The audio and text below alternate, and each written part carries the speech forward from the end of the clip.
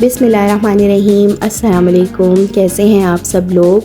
उम्मीद है आप सब लोग खैरियत से होंगे। मैं भी बिल्कुल ठीक हूँ। आज मैं आप लोगों के लिए बहुत ही मज़ेदार सी चटनी लेकर आई हूँ टमाटर प्याज की। अच्छा, ये चटनी और तरह की चटनियों से थोड़ी मुख्तलिफ है। चटनी जब हम दिमाग में लाते हैं तो हमारे दिमाग में यही होता है कि पिसी हुई कोई चीज़ हो, लेकिन ये पिसी भी नहीं है। हम इसको साबुत तैयार करेंगे और बहुत मज़े की होती है। ये चपाती से खाएँ, उबले हुए चावलों के साथ खाएँ, पराठे के साथ खाएँ। मेरे घर में ये बहुत बनती है चटनी, तो मैंने कहा मैं आप लोगों के साथ भी ये चटनी शेयर करूं। चले आए अपनी रेसिपी का स्टार्ट करते हैं। इसमें क्या क्या चीज़ें इस्तेमाल होंगी। चटनी बनाने के लिए मैंने यहाँ पर 3 टमाटर लिए हैं बड़े साइज़ के, 2 दरमियाने साइज़ की प्याज ली है, 5-6 हरी मिर्चें ली हैं और 1 से 2 चम्मच मैंने हरा धनिया लिया है, अपना फ्रेश जो हरा धनिया होता है वो।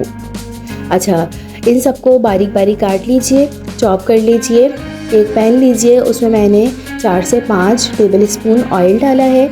सबसे पहले जो आपने प्याज ली है 2 दरमियाने साइज़ की स्लाइस की हुई, वो इसमें शामिल कर दीजिए। अच्छा, प्याज को आपने इतना ही फ्राई करना है कि ये बस नरम हो जाए, हमें इसका कलर चेंज बिल्कुल नहीं करना।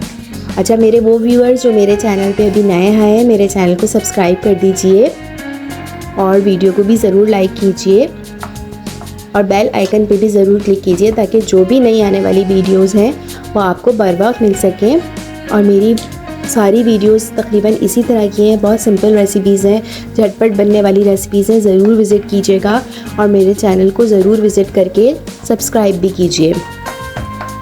अच्छा, प्याज जब हमारी हल्की सी सौते हो जाएगी, यानी नरम हो जाएगी बिल्कुल, फिर उसके बाद हमने जो टमाटर लिए हैं 2 बड़े साइज़ के, वो भी हम इसमें शामिल कर देंगे। अच्छा, फिर उसके साथ हमने जो हरी मिर्चें 5-6 अदद ली हैं बारीक बारीक काट के, वो भी हम इसमें शामिल कर देंगे। इसके साथ ही मैंने हाफ़ टी स्पून लाल मिर्च का पाउडर लिया है और हाफ़ टी स्पून मैंने नमक लिया है। आप मिर्चें कम या ज़्यादा कर सकते हैं।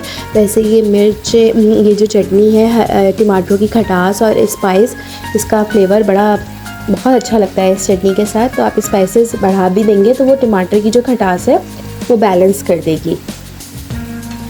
बस ये सब चीज़ें डाल के हम 15-20 मिनट के लिए इसको ढक के अच्छी तरह मिला के इसको ढक के छोड़ देंगे। इतनी देर में हमारे टमाटर भी गल जाएंगे और टमाटर का पानी भी सूख जाएगा। 15-20 मिनट के बाद इसको चेक करते हैं। ये देखिए, हमारे टमाटर भी अच्छे खासे गल चुके हैं, टमाटर का पानी भी सूख चुका है। अब हम इसको भून लेंगे। इस चटनी को आपने इतना भूनना है कि इसको बिल्कुल ड्राई नहीं करना है इस चटनी को, बस इसका तेल अलग हो जाए। इसका मतलब है हमारी चटनी रेडी है। फिर आखिर में हम थोड़ा सा जो धनिया है वो इसके ऊपर गार्निश करने के लिए डाल देंगे और थोड़ा सा धनिया जो है वो हम बचा लेंगे। अच्छा, धनिया डालने के बाद थोड़ा सा मिक्स करके इसको हम दोबारा 2-3 मिनट के लिए दम पे रखेंगे ताकि धनिया का फ्लेवर भी चटनी में अच्छी तरह से रच बस जाए।